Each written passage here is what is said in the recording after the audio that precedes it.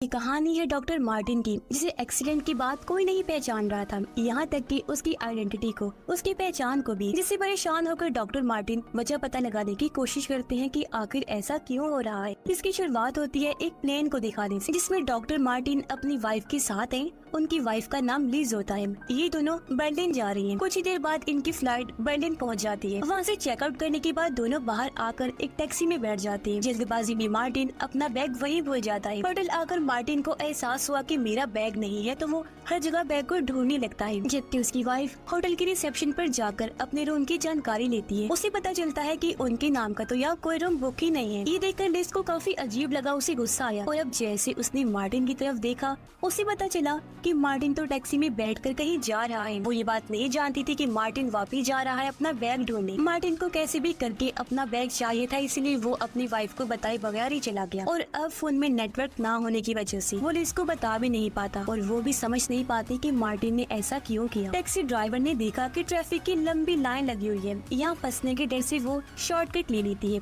ताकि मार्टिन को जल्दी एयरपोर्ट पहुँचा सके। और अचानक इनकी गाड़ी का एक्सीडेंट हो गया, जिससे गाड़ी पुल के नीचे नदी में गिर जाती है। जल्दी जल्दी ड्राइवर गाड़ी का कांच तोड़कर मार्टिन को बाहर निकालती है, पर तब तक वो काफी जख्मी हो गया था। एक्सीडेंट का पता लगते ही यहाँ मेडिकल टीम आ गई और वो मार्टिन को उठाते हैं, जबकि टैक्सी ड्राइवर यहाँ से चली जाती है। मार्टिन की हालत देखकर उसे हॉस्पिटल में दाखिल कर लिया जाता है, जहाँ 4 दिन बाद मार्टिन को होश आया। डॉक्टर उसे बताते हैं कि आप पिछले 4 दिन से कोमा में थे। मार्टिन अभी भी काफी हैरान और परेशान था, इधर उधर अपनी वाइफ को ढूंढने लगता है। फिर डॉक्टर से पूछता है क्या मेरी वाइफ नहीं आई यहाँ। डॉक्टर ने उसे बताया कि हमें नहीं पता था कि आपकी वाइफ भी है, हमें तो आपका नाम तक नहीं पता था, क्योंकि आपके पास ही हमें आपकी आईडी भी नहीं मिली। आपको कोई ढूंढने भी नहीं आया, जिससे हमें लगा कि आपका कोई नहीं है। ये कहकर वो मार्टिन को उसका सामान देते हैं। मार्टिन ने अपनी घड़ी को देखा, तब उसे याद आया कि ये तो लिज ने मुझे गिफ्ट दी थी। फिर वो अपने डैड की दी हुई डायरी देखता है, जिसमें कुछ वर्ड्स लिखे हुए थे जो हमेशा उसके डैड बोला करती थी, साथ ही कुछ नंबर्स भी थे। तभी मार्टिन टीवी चलाता है, उसे एक कॉन्फ्रेंस की जानकारी मिली।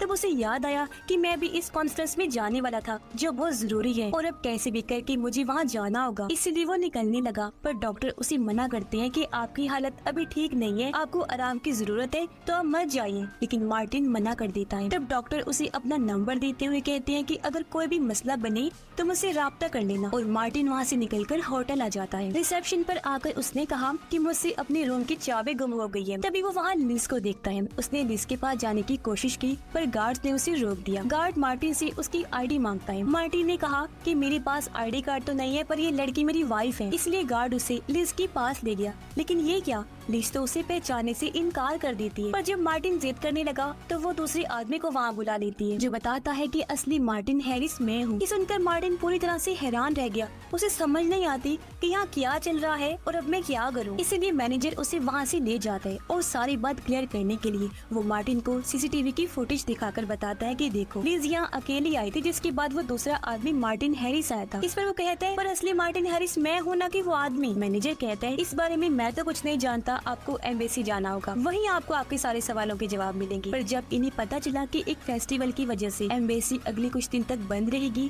तो मार्टिन मायूस होकर वहाँ से चला जाता है। वो एक छोटे से होटल में आता है, पर वहाँ भी उसे पासपोर्ट न होने की वजह से रूम नहीं मिलता। मार्टिन अपने दोस्त को कॉल करके सब कुछ बताता है, जो कुछ उसके साथ हो रहा है। तभी उसने नोटिस किया कि एक गाड़ी सुबह से मेरे पीछा कर रही है। वो घबरा गया, जल्दी से मेट्रो में आकर बैठ जाता है और अपनी डायरी में भी वो सब चीजें लिखने लगता है जो उसे याद है। स्टेशन पर उतरने के बाद वो उस टैक्सी को देखता है जिसमें उसका एक्सीडेंट हुआ था। वो फौरन टैक्सी वालों के पास जाकर उसके बारे में पूछता है। वो लोग बताते हैं कि हाँ, वो टैक्सी एक लड़की चलाती है जिसका नाम जीना है, और इस टाइम वो एक बार में काम करती है। मार्टिन फौरन उस बार में चला गया, जहाँ जीना उसे कहती है कि मुझे तुमसे कोई बात नहीं करनी, तुम चले जाओ यहाँ से। लेकिन मार्टिन फिर भी कोशिश करता रहता है उससे बात करने की, मगर जब जीना नहीं सुनती तो वो वहाँ से हॉस्पिटल के लिए निकल जाता है प्रोफेसर से मिलने के लिए। लेकिन उसने देखा कि प्रोफेसर के साथ वहाँ दूसरा मार्टिन खड़ा है। उसे गुस्सा आ गया, वो दोनों पर चिल्लाने लगा। कहता है कहीं तुम लोग मेरे खिलाफ साजिश तो नहीं कर रहे। इस पर दूसरा मार्टिन भी गुस्से में आकर कहता है तुम फजूल बातें कर रही हो,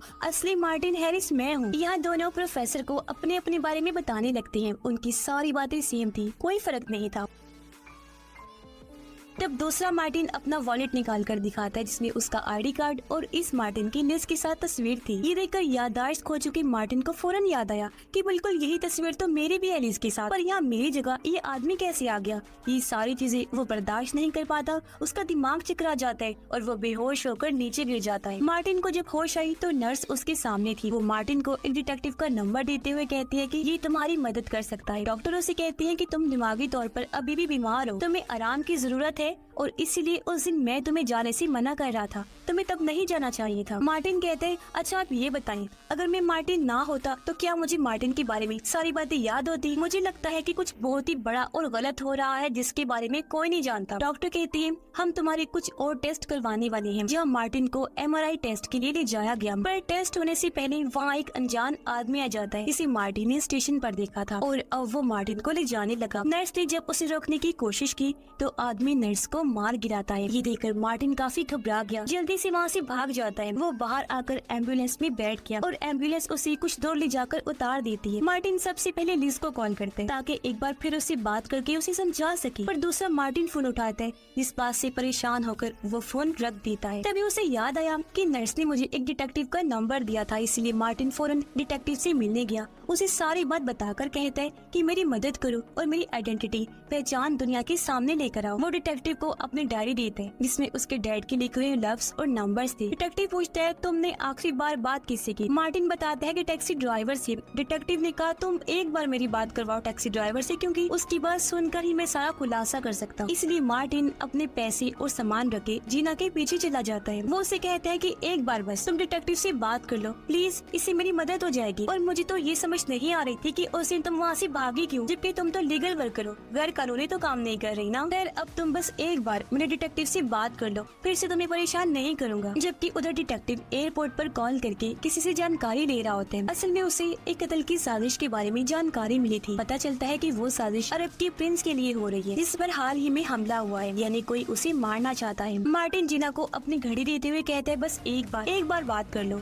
जिसके लिए वो मान जाती है और मार्टिन को लेकर अपने घर आ जाती है। या जीना ने उसे बताया कि मैं लीगल वर्कर नहीं हूँ, बल्कि मेरे पास भी पेपर्स नहीं है। मैं दिन रात मेहनत करके पैसे जोड़ रही हूँ ताकि अपने पेपर्स बनवा सकूँ और जितनी जल्दी हो सके यहाँ से निकल जाऊँ। मार्टिन जब बाथरूम में था तो तभी जीना का दरवाजा बजा। उसने जैसे दरवाजा खोला तो लोग जबरदस्ती अंदर घुस आए। वो जीना पर हमला कर देते हैं और एक आदमी उसे पकड़ लेता है, जबकि दूसरा मार्टिन को ढूंढने लगता है ताकि उसे मार सके। लेकिन मार्टिन, जिसे पहले उनके आने की खबर हो चुकी थी, वो खिड़की के जरिए यहाँ से भाग गया था। वो आदमी खिड़की से बाहर आकर हर जगह मार्टिन को ढूंढने लगा, पर जब उसे वो नहीं दिखा तो आदमी वापस अंदर आ जाता है। ये लोग जीना को मारने ही वाले थे कि तभी मार्टिन वापस आया और इन दोनों पर हमला बोल देता है। उसकी एक आदमी से हाथापाई हो गई। तब जीना एक इंजेक्शन लेकर आदमी की गर्दन में घुसा देती है, जिससे इन्हें भागने का मौका मिल गया। दोनों वहाँ से भागकर बाहर आई, एक गाड़ी लेकर निकल जाते हैं, पर दोनों गुंडे अभी भी इनका पीछा कर रहे थे दूसरी गाड़ी से। और कुछ देर तक ये सिलसिला ऐसे ही चलता रहा। लेकिन एक टाइम ऐसा आया